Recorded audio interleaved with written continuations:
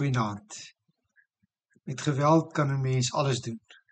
As geweld nie werk nie, gebruik jy te min daarvan. Dis nogal iets van die werklikheid waarin ons leef, nie waar nie?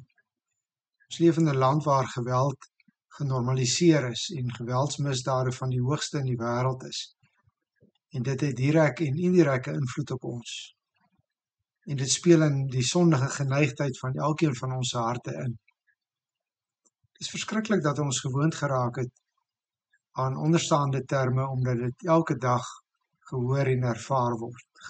Gesinsgeweld, geweld teen vroue en kinders, boeliegeweld, roof, verkrachting, marteling, kapings, plaasmoorde, bendegeweld, sluipmoorde. Skreiende statistiek vertel dat daar amper 60 mense per dag in ons land vermoor word. Dit is in 'n gewelddadige wêreld wat ons Here Jesus Christus ingebore word. Sy lewe lank was hy daaraan blootgestel. Hy moes al as babietjie vlug, omdat kindertjies doodgemaak is. Hy word uit Nasaret verjaag, omdat mense hom met klippe wil doodgooi. Sy hele lewe, maar nou hier aan die einde, neem dit drasties toe. Dit is asof die brullende leeu met alle mag tevoorskyn kom.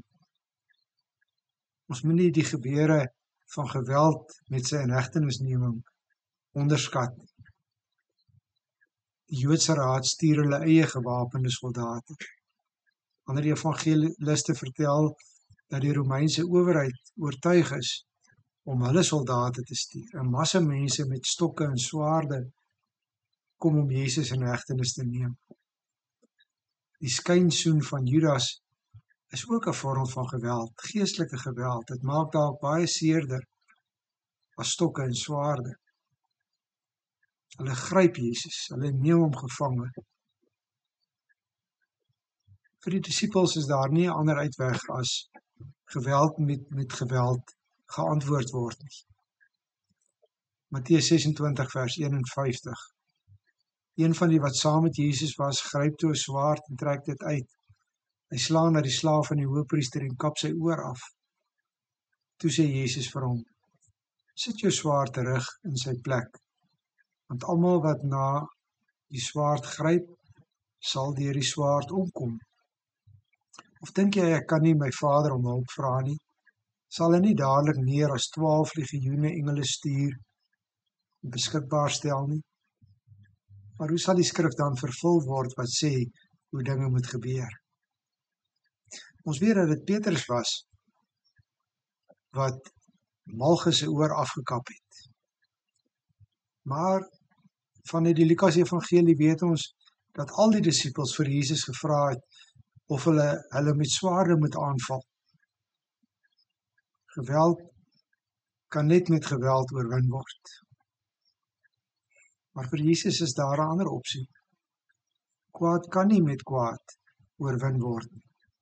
Inteendeel, almal wat na die swaard gryp, sal deur die swaard omkom. Dit is 'n algemene waarheid, dit geld vandag nog. Die kwaad kan net met goeie oorwin word. En dit is wat Jesus hier leer en doen. Hy kom neem die geweld wat so deel van die sondige natuur en van die wêreld is op hom. Hy kom beleef hierdie geweld. Daardeur kom skep hy 'n nuwe werklikheid van vrede. Dis hoekom hy na die aarde toe gekom het. Hy kom deurbreek die bose kringloop wat direk na die sondeval begin het met die moord van Kain op sy broer Abel. Hy kom deurbreek die werklikheid van haat en geweld en wraak en vergelding as die eerste en die enigste opsie. In sy koninkryk vind daar nie geweld plaas nie, maar genesing en versoening. In sy koninkryk is die een wat laaste is eerste, en die een wat die minste is die meeste. In sy koninkryk word daar met diensbaarheid gewerk. In sy koninkryk word die wraak aan die Here oorgelaat.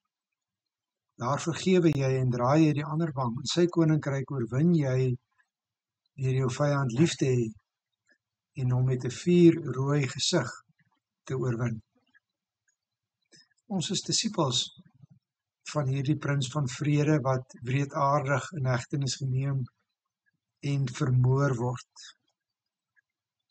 Ons is sy disippels van hom wat die ergste geweld, die dood, kom oorwin het. Goeienaand.